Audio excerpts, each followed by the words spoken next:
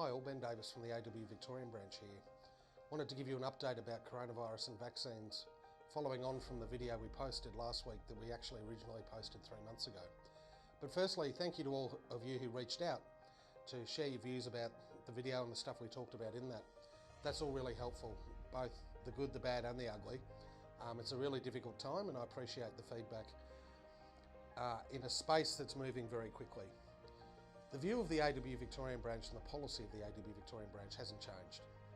We oppose employer mandates. We oppose employer mandates except in very high risk industries. And the AW Victorian branch has got a couple of those with some members, but the overwhelming majority of our members work in industries that are not high risk. We oppose employer mandates. We oppose employer mandates because they're the wrong way to go about it. If you tell a large workforce or a small workforce that they've got to go and get the jab, you'll inevitably have pushback from those who would probably get it anyway, but who resent being told by their employer to do it. There are a number of much better ways to go about it. You need to incentivise it. And I know people get irritated that we're incentivising people to do the right thing, but that is the way of the world we live in. You need to make vaccination leave available. You need to preferably get jabs available at workplaces. That is not a failing of employers, because I know of industries where employers have tried to get the jab made available at workplaces. We've just got to get the state government on board with that, I think. Particularly given that the supply of vaccine that's coming into the country isn't enough at the moment and hasn't been. And that's the whole issue with the vaccination rollout, is that it's not a demand issue. It's not about who wants to get it and who doesn't. It's about a supply issue. It's about the fact that we've never had enough vaccine, and in particular enough Pfizer. And until we do, in the next month or two, it's going to continue to be an issue.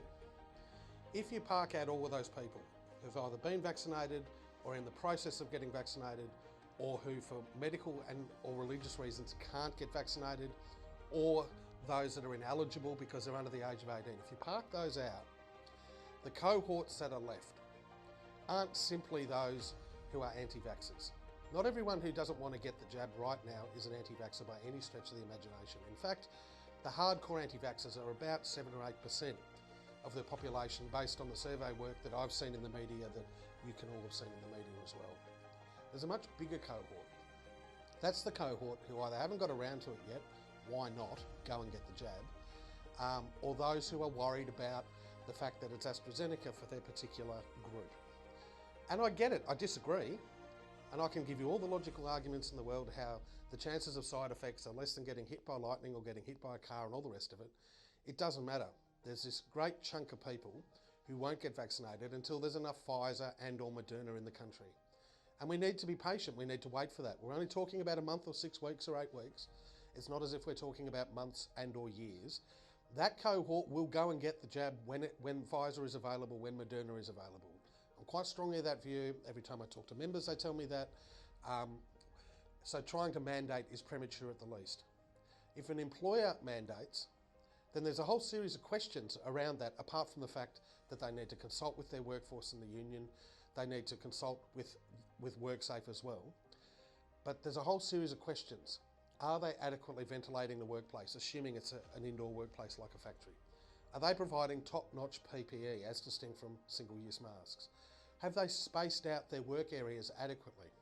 I've been in a ton of warehouses and factories in my time, lighter manufacturing rather than heavy manufacturing, where you can move assembly lines around. It's difficult and expensive, but you can do it, and production lines as well, or storage facilities within those factories. If employers try and mandate, we'll be making sure all of that's happening, because if the risk is such that you think that mandating's okay, then of course we're going to be saying, well, have you done all these other things as well? And insisting on them doing so. The decision of Qantas in the last few days and SPC in the last few weeks to mandate the jab for their workforces, I think are shameful decisions. And the way they've been communicated are also shameful decisions. What they should have done is sat down and engaged with their workforces and the unions. In the case of Qantas, there are a number of unions, including the AWU. We have members at Qantas. At SPC, it's largely the AMWU. They should have consulted and worked through how to lift the vaccination rates in their workplaces. Simply coming out and mandating it has, and I've heard this already, resulted in a pushback from their employees who resent being told what to do and being told to get jabbed because they have to. And I get why that was the case.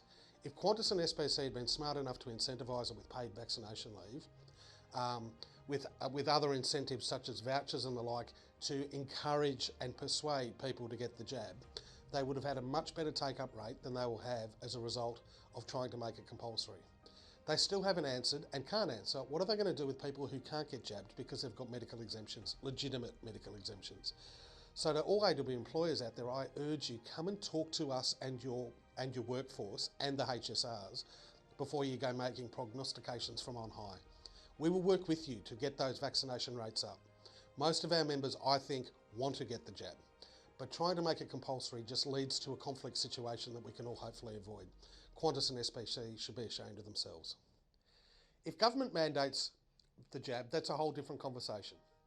As part of a public health order, that is a game changer, but I think it's highly unlikely to happen. VicGov have made it quite clear since January they won't be mandating across the board. The federal government have made it quite clear since about March they won't be mandating across the board. That may change, and if it does, we'll work through it then, but I don't think it will. So we're urging our members to get vaccinated. We support the fact that people need to get vaccinated, but we oppose employer mandates, and we accept that it is ultimately voluntary. It is voluntary for those who aren't ready to get it yet because there isn't enough Pfizer or Moderna in the country.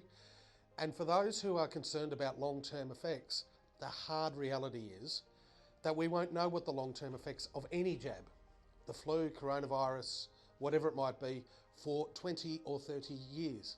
We can't wait that long. We have to have faith in our scientists.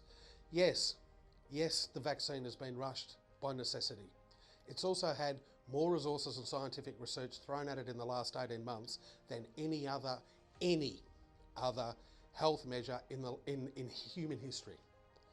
And given that we all know people who have had AstraZeneca or Pfizer and have had either no side effects, like I didn't, I felt a bit tired, that was it, on both my jabs, or who've had minor symptoms, we all know, and it's plainly obvious, that the risk of serious side effects is so small.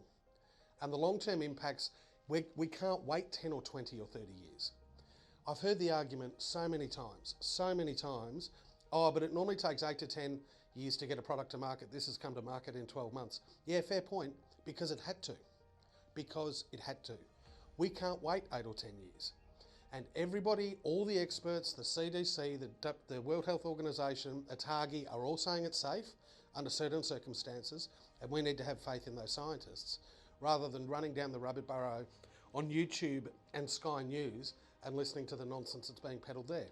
The vast majority of people who haven't been jabbed don't buy into that. They're just nervous, and I get why they're nervous. But over the next little while, they need to go and get jabbed. So the view of the AWE in summary is this. In Victoria, we oppose employer mandates. We strongly encourage our members to get the jab, but we accept that it's voluntary, and we will support our members in all circumstances, no matter what their decision or why or how they come to that decision. I'm not a fan of the anti-vaxxers, I just don't get them. But I accept that the vast majority of people who haven't been jabbed are not anti-vaxxers, they're just concerned. We need to work through that anxiety with them and reassure them that it will be okay to get the vaccine, as I have, as 25% of the Australian community have had, and that we all need to get. Thank you, I look forward to hearing back from you.